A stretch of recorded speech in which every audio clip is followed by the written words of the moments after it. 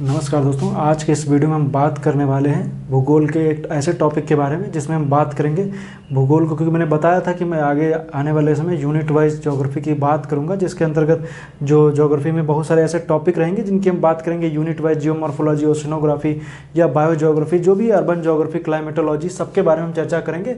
तो उसी के अंतर्गत हम बात करेंगे। तो एक तरीके से कह सकते हैं, मैंने भूगोल का एक डिवीजन मैंने बताया है कि भूगोल को कैसे डिवीजन किया गया और कितनी कितनी शाखाओं में भूगोल विभाजित है, जिनके बारे में हम देखेंगे और समझेंगे कि आखिर भूगोल को कैसे समझा जाए, कैसे पढ़ा जाए। तो दरअसल बात करेंगे भूगोल की, तो भूगोल को मुख्य रूप से देखेंगे तो भूगोल को मुख्य रूप से दो पार्ट में डिवाइड किया जा सकता है। एक होता है भौतिक भूगोल, दूसरा होता है मानव भूगोल।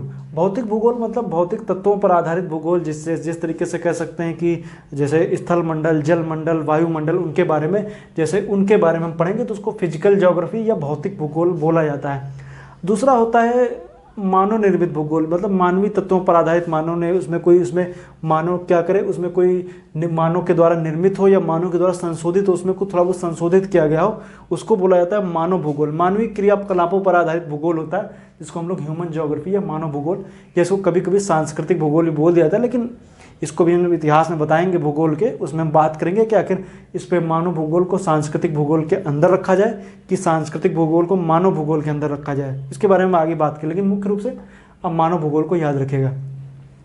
तो मुख्य रूप से दो पार्ट, जब मानवीय क्रियाकलापों पर जब आधारित हो, जो मानव द्वारा निर्मित हो या संशोधित किया गया, उसको मानव भूगोल कहेंगे। और दूसरे स्तर पर मैंने बताया आपको जो भौतिक भूगोल है, जो कह सकते हैं भौतिक तत्वों पर आधारित हो, उनको हम बोलेंगे। तो इसमें भी देखेंगे तो भौतिक भूगोल के अंतर्गत जैसे मैंने बताया आपको कि हम भौतिक तत्वों के आधारित भूगोल को हम चर्चा करते हैं, जिसमें हम देखेंगे तो इसमें आ जाएगा एक भू आकृति विज्ञान है जिसको हम लोग जियोमॉर्फोलॉजी कहते हैं। दूसरा देखेंगे तो जलवायु विज्ञान है, समुद्र विज्ञान है, पर्यावरण भूगोल, जैव भूगोल, मृदा भूगोल, इतने पार्ट में इसको डिवाइड किया गया है। और इसमें जब हम देखेंगे जैसे भू आकृति विज्ञान है तो इसमें हम देखेंगे पृथ्वी पर आकृतियाँ वगैरह, ऐसे कोई पर्वत का निर्माण हो, पठार का निर्माण हो, उसका निर्माण हो रहा है और उसका कह सकते हैं कि कैसे उसका निर्माण हुआ है, उसके बारे में देखेंगे। अपक्षय, अपर्दन, इन सब की प्रक्रियाओं का जिक्र करेंगे। तो ये सब जितने भी हैं सब भू आकृति विज्ञान के अंतर्गत ही हमें पढ़ेंगे। तो यूनिट की जब मैं शुरुआत करूँगा तो मैं यहीं से शुरुआत करूँगा, जियोमॉर्फोलॉजी से ही। भू आकृति विज्ञान के इसमें बहुत सारे टॉपिक आएंगे, बहुत सारे सिद्धांत आएंगे, उनकी हम चर्चा करेंगे। और भू आकृति विज्ञान अभी मैं बताऊँगा कि ये तो मैंने डिवीजन इसमें सब कुछ बता दिया है, आपको सब कुछ नहीं पढ़ना है, क्या क्या पढ़ना भी उसकी भी हम चर्चा करेंगे।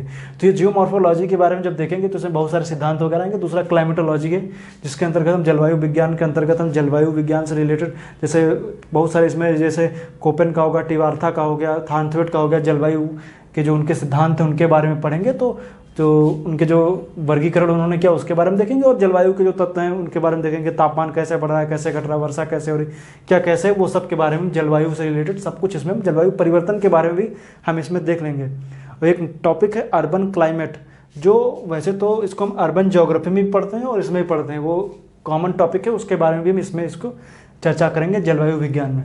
समुद्र विज्ञान में समुद्र के अंदर की दुनिया के बारे में देखेंगे। हालांकि इससे रिलेटेड ये यूनिट लगभग खत्म हो चुकी है, इसमें कुछ बचा नहीं है, लेकिन फिर भी जो बचे हुए टॉपिक हैं उनको हम बताएंगे आपको।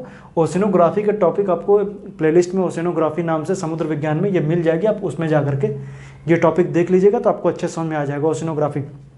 अब इसमें आता कौन कौन सी चीज़ें, इसमें आ जाएगा समुद्रों की जलधाराएँ आ जाएंगी, कोरल लीफ वगैरह आ जाएगा, और इसमें बहुत सारी, इसमें और जब देखेंगे तो कोरल लीफ के से रिलेटेड डेली का हिमनद नियंत्रण सिद्धांत और डार्विन का अवतरण सिद्धांत हो, ये भी आ जाएंगी। तो ये सब कुछ आ जाएगा। महासागरों के बारे में पढ़ेंगे, बॉटम रिलीफ वगैरह के बारे में। तो ये सब ओशन जो अंदर की, जैसे बहुत सारे अंदर जो मैं निचली घाटियाँ हो गई, महाद्वीपीय मग्न ढाल हो गया, ये सब, और महाद्वीपों पर जो ये आकृतियाँ वगैरह, मतलब कि जो महासागरों में निर्मित आकृतियाँ वगैरह भी हम इसी में देख लेंगे। हालांकि वो जियोमॉर्फोलॉजी का पार्ट है, लेकिन उसमें भी देखेंगे।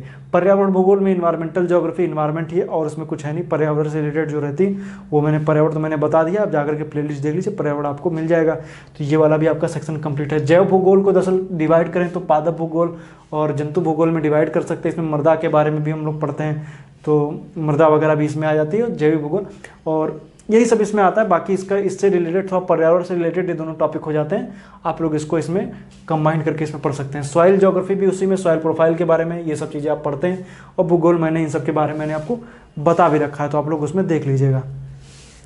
अब ये तो हो गई जो भौतिक भूगोल को मैंने बताया आपको, जिसमें से अब आपको पढ़ने कौन कौन से आपको इंपॉर्टेंट टॉपिक कौन कौन से, geomorphology, climatology, oceanography, environmental geography, ये दोनों कुछ बहुत इंपॉर्टेंट है नहीं, हल्का हल्का, ये तो बहुत छोटा टॉपिक है, ये दोनों बहुत छोटे छोटे टॉपिक हैं, कुछ ही पन्नों में समेटने वाले टॉपिक हैं, इनमें बहुत ज़्यादा कुछ नहीं है। ये दोनों टॉपिक ये आपको ज़्यादा पढ़ने भी नहीं है। हालांकि जब आप BA MA में देखेंगे तो ये एज ए सब्जेक्ट के रूप में ये आता है। जियोमॉर्फोलॉजी भी आते हैं, ये देखेंगे फर्स्ट ईयर वगैरह में रहते हैं, और ये जब आप देखेंगे तो ये करीब सेकंड ईयर वगैरह में ये सब आपको देखने को मिलते हैं। बायोजोग्राफी वगैरह ये सब आप लोग पढ़ते रहे होंगे।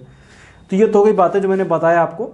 दूसरा जब देखेंगे मानव भूगोल या ह्यूमन ज्योग्राफी में, तो ह्यूमन ज्योग्राफी में जब देखेंगे तो इसमें जब इसको जब डिवीजन करेंगे तो ये दरअसल ये टॉपिक आपको किन किन एग्जाम में इंपॉर्टेंट हो सकता है। तो आप मान लीजिए आप कोई कंपटीशन के एग्जाम दे रहे हैं, ऑप्शनल के तौर पे ज्योग्राफी के तौर पे भी इसको पढ़ सकते हैं, नॉर्मल GS के तौर पे भी आ सकता है, असिस्टेंट प्रोफेसर, नेट और TGT PGT और भी रिलेटेड जो भी एग्ज़ाम अन्य स्टेट में जो होते हैं वो। बाकी आप MA या MSc कर रहे हो ज्योग्राफी से, उससे कर सकते हैं। BA या BSc कर रहे हो ज्योग्राफी से, ज्योग्राफी आपका एज ए सब्जेक्ट है, तो आप ये सब आप उसमें टॉपिक मार लिख सकते हैं। और ये काफ़ी अच्छे टॉपिक हैं और आपको आने भी चाहिए, और अब जब पढ़ेंगे ना इनको तो काफ़ी आपको मज़ा भी आएगा पढ़ने में। ये सब बहुत अच्छे अच्छे टॉपिक हैं, इनमें किसी भी टॉपिक को उठा लीजिए, आपको जो भी पढ़ेंगे बहुत अच्छा लगेगा टॉपिक पढ़ने में।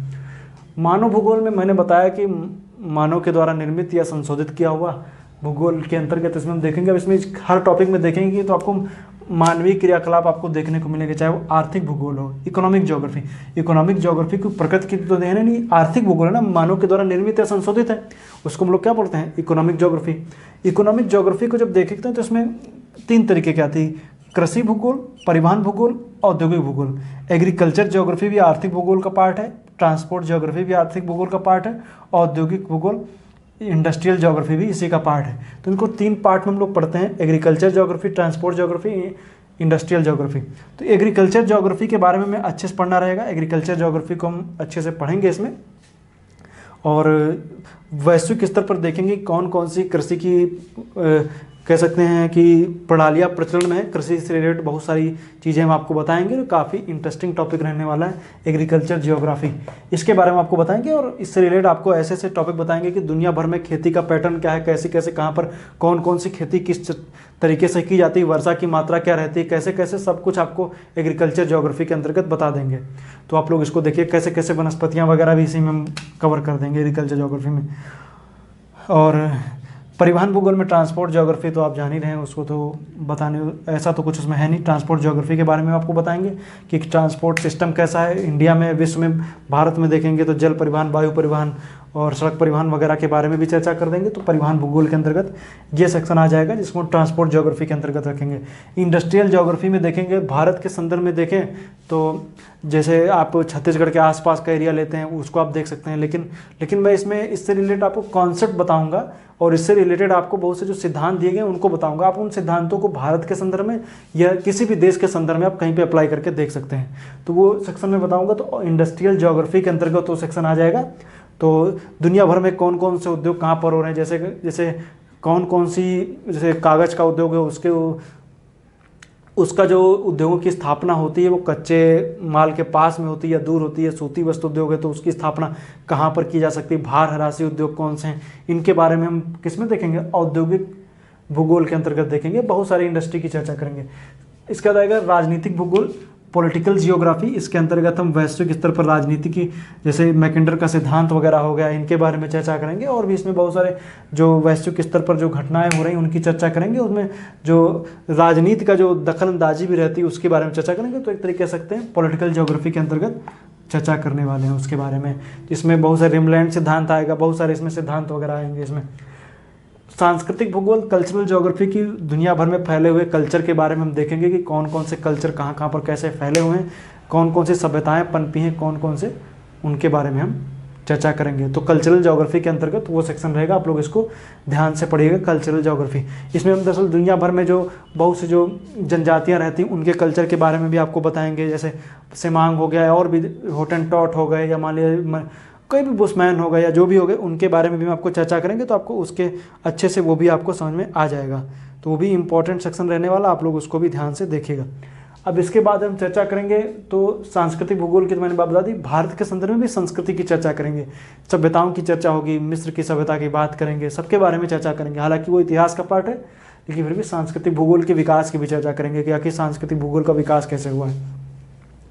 अधिवास भूगोल मतलब सेटलमेंट ज्योग्राफी, जिसमें ग्रामीण बस्तियां कैसे कैसे होती हैं, नदी के किनारे कैसी बस्तियां बसती हैं, और किसी सड़क के किनारे आप देखेंगे, चौराहे के आसपास जो देखेंगे तो बस्तियों का जो चलन होता है, कैसे कैसे बस्तियां बसती। तो मान लीजिए एक रोड ये जा रही है तो देखेंगे बस्तियां इस तरीके से इस रोड के किनारे, इस रोड के किनारे, और जो चौराहा होगा उसके आसपास से काफ़ी ज़्यादा बस्तियां फैलती।